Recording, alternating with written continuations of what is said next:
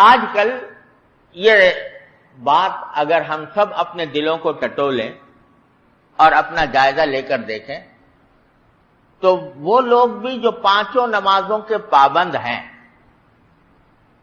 وہ اگر اپنی نمازوں کی طرف ذرا متوجہ ہوں تو شاید ہی کوئی اللہ کا بندہ ایسا ہوگا جو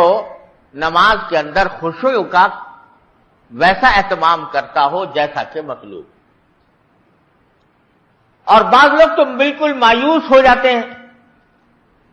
اور یہ سمجھتے ہیں کہ ہم سے خشوع ہو نہیں سکتا کیونکہ ہمارا دل و دماغ جب نماز پڑھنا شروع کرتے ہیں تو دل کہیں ہے دماغ کہیں ہے.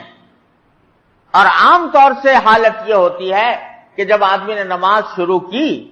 تو ایسا ہوا جیسے کہ کوئی سوئچ آن کر دیا گیا اور آٹومیٹک مشین کی طرح زبان سے الفاظ نکل رہے ہیں اور نکلتے جا رہے ہیں.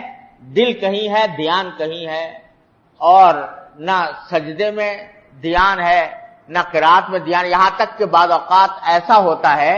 کہ جب نماز پڑھ کے آدمی فارغ ہوا اگر اس سے کوئی پوچھے کہ پہلی رکعت میں کون سی سورت پڑھی تھی اور دوسری رکعت میں کون سی سورت پڑھی تھی تو بعض اوقات یہ بھی یاد نہیں آتا. اس حالت میں ہم لوگ نمازیں پڑھتے ہیں تو بسا اوقات دل میں یہ خیال ہوتا ہے کہ جب اللہ تعالیٰ فرما رہے ہیں کہ نماز ہی ضروری نہیں ہے بلکہ خشوع بھی ضروری ہے تو بعض اوقات مایوسی پیدا ہونے لگتی ہے. لوگ اپنی نماز کے بارے میں یہ سوچتے ہیں کہ بھئی ہم کیا, ہماری نمازیں کیا ہیں, یہ تو ٹکریں مارنا ہے اور یہ اللہ تعالیٰ کے ہاں قبول ہونے والی نماز نہیں ہے. لہذا اپنی اس نماز کی ناقدری کر کے مایوسی میں مبتلا ہو جاتا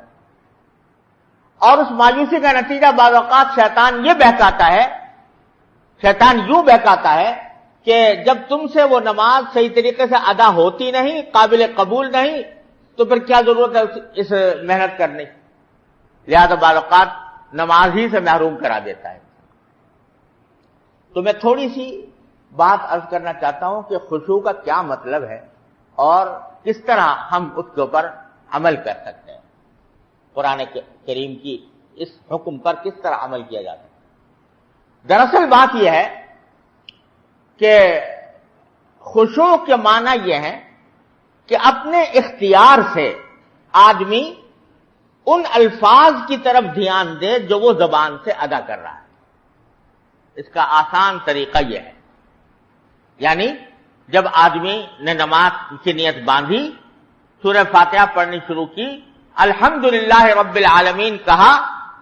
تو اس کو پتہ ہونا چاہیے کہ میں الحمدللہ رب العالمین کہہ رہا ہوں. اپنے اختیار سے اپنا دھیان, اپنی توجہ, اپنا خیال